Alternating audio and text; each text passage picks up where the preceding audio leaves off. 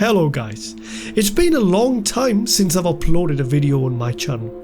I have been going through some personal trauma, which was one of the reasons as to why I couldn't upload a video and I couldn't focus on making any content on my channel. I was watching a lot of content online, a lot of news, and I wanted to talk about it. So to cut short, I'm going to be making more regular content what I have been doing before. However, I'm also going to take my time to do some experimentation, bring new ideas just like this video. And if you do end up liking, and if you're brand new to my channel, do make sure to first subscribe and do share with your friends, and do also let me know your feedback in the comment section.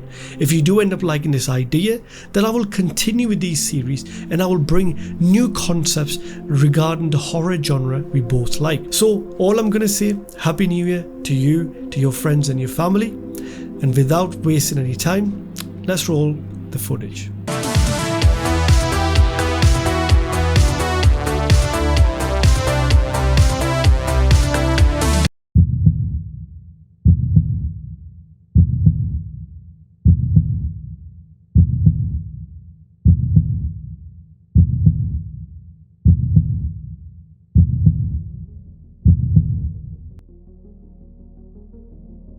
Resident Evil stands as a landmark in survival horror, a series that has entranced audiences around the world with its masterful fusion of suspense, action and fear.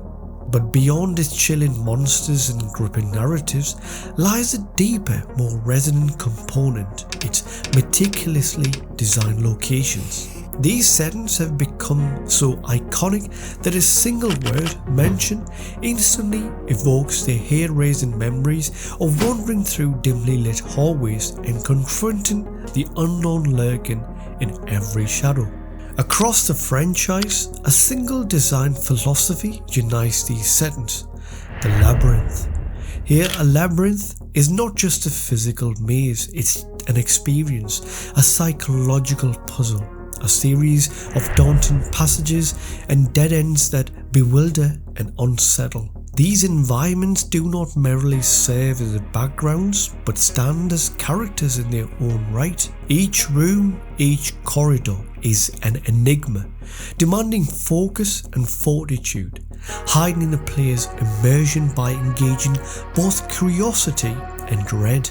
In Resident Evil, the simple act of exploration becomes a nerve-wracking journey, a test of mind as much as reflex. Of all the iconic settings, none have etched themselves into the annals of horror like the mansion. This mansion isn't just a building, but a haunting manifestation of Victorian architecture at its most oppressive and grandiose. Its sweeping staircases, cavernous halls, and abandoned rooms possess an eerie stillness, an unsettling silence that suggests something unseen, something sinister. It draws us in with the promise of secrets, yet keeps us on edge, invoking that primal fear of what lies just beyond the door or hidden in the next dark corner. The mansion serves as more than a mere backdrop. It embodies the unknown, a mystery within walls, compelling us to confront the secrets we instinctively fear. The act of unearthing its hidden history and peeling back layers of long-buried stories become a potent driver for the player. Each puzzle solved, each mystery unravelled, bring the sense of satisfaction tinged with trepidation, a balancing act between the exhilaration of discovery and the compulsion to retreat. But how did these once regal Victorian mansions, symbols of 19th century wealth and social stature, transform into emblems of terror in the Western imagination? What dark journey converted these majestic spaces into settings of dread, redefined by their ominous atmosphere and sense of menace? Join us as we delve into the history, evolution and psychology behind this transformation, unraveling how the mansion moved from opulence to the grotesque, and in the process shaped the world of Resident Evil into an unforgettable, fear-inducing masterpiece.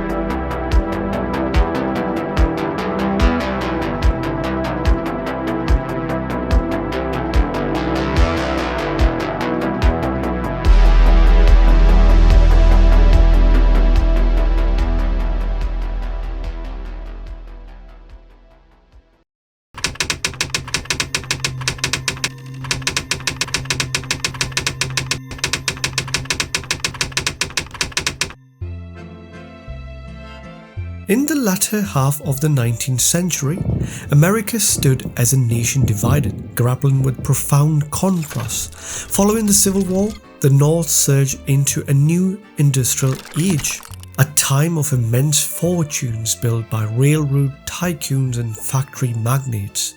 Their wealth demanded symbols, tangible markers of their success, and thus rose the Victorian mansion, towering, ornate, and undeniably extravagant, each one a proud monument of the Gilded Age's grandeur. Yet beneath this surface of prosperity, a different story unfolded. The South, left in the economic wreckage of war, carried the weight of loss and despair. War survivors and veterans returned to communities, offering little support. In northern cities, tenement buildings swelled as waves of immigrants arrived, providing the labour for industry's rapid growth. The gap between wealth and poverty grew glaring, exposing the dark undercurrents of America's economic expansion, a stark contrast to the stately homes of the elite. These Victorian mansions, once revered as symbols of luxury, began to draw public ire as critics like architect Talbot criticized these homes as wooden monstrosities, gaudy reminder of a bloated age that clashed with America's evolving values. By the turn of the century, the nation was shifting towards modernity, and those once glorified homes, symbols of wealth, stood abandoned, left to decay as relics of morally questionable era. As World War I drew to a close, a new generation of Americans viewed the world through a fresh lens, disenchanted by industrialization and the rise of mass-produced goods. They saw Victorian mansions as embodiment of a decaying past. By the 1920s, society embraced a simpler aesthetic, shunning the elaborate architecture of previous decades. Victorian homes become silent witnesses to America's shifting values. Grand facades now hollow echoes of a bygone age. As grand Victorian mansions slipped into disrepair, the elegant facades and stately rooms began to take a new, haunting identity. Once symbol of wealth and prestige, these empty homes become canvases for the strange and the macabre, their peeling walls whispering forgotten tales to those who dare to listen. In the 20th century, artists and filmmakers found new inspiration in their decayed beauty. Where some saw ruins, others saw stories waiting to be told. Places alive with a dark mystery that called out to the imagination. The illumined facades and shadowed interiors transformed these forgotten mansions into icons of fear and intrigue, hallmarks of the supernatural and the unknown. Painter Edward Hopper was instrumental in redefining the place of the Victorian mansion in the American psyche. His House by the Railroad 1925 depicts a solitary, forbidden structure, its presence stark and looming against a barren landscape. Hopper's painting captures something universal, resonating as an image of isolation and abandoned history, a house holding secrets within its walls. Charles Ephraim Birchfield's House of Mystery casts these old mansions in an even more spectral light, wrapping them in an atmosphere of shadows and secrets. His art beckoned viewers into a place where the ordinary turned strange, where the past lingered as a haunted memory. As cinema embraced these themes, the Victorian mansions quickly became a staple of horror.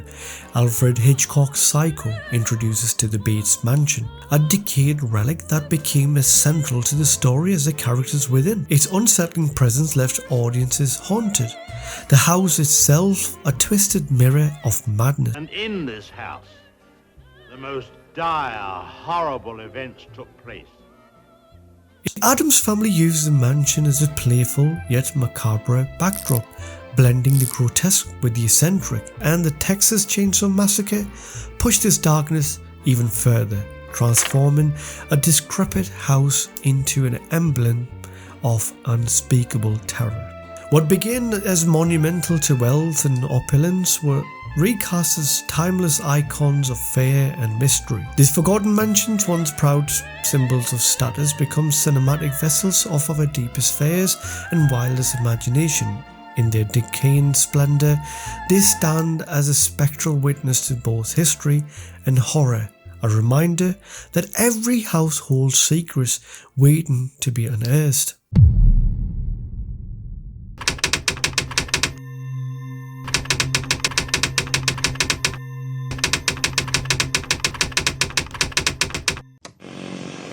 As art expanded into new territories, its latest frontier would emerge in an unexpected form: the world of video games. In the 1970s, video games were an unearthed landscape filled with boundless possibilities and limited only by the technology of their time. Among these early experiments was the notion of the haunted house, a familiar theme that now found itself reframed within interactive entertainment. It was in 1972 on the Magnavox Odyssey, the world's first home gaming console, that gaming audiences were introduced to the haunted house, an early and rudimentary exploration of horror in a digital world. Though simple, this marked a pivotal moment.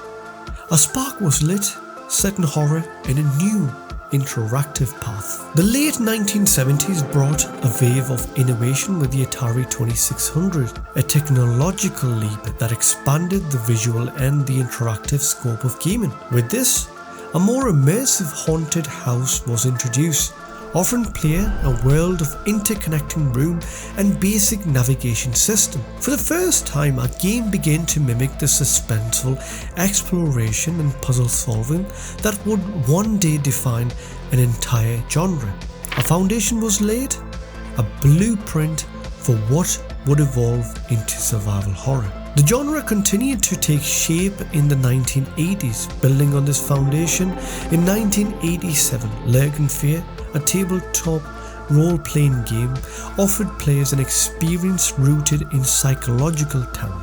Its eerie settings invited players to imagine themselves wandering the shadowy halls of a haunted school, where every turn could spell danger. That same year, Lucasfilm Games introduced Maniac Mansion for the Commodore 64 and Atari ST, a groundbreaking title that married puzzles and narrative.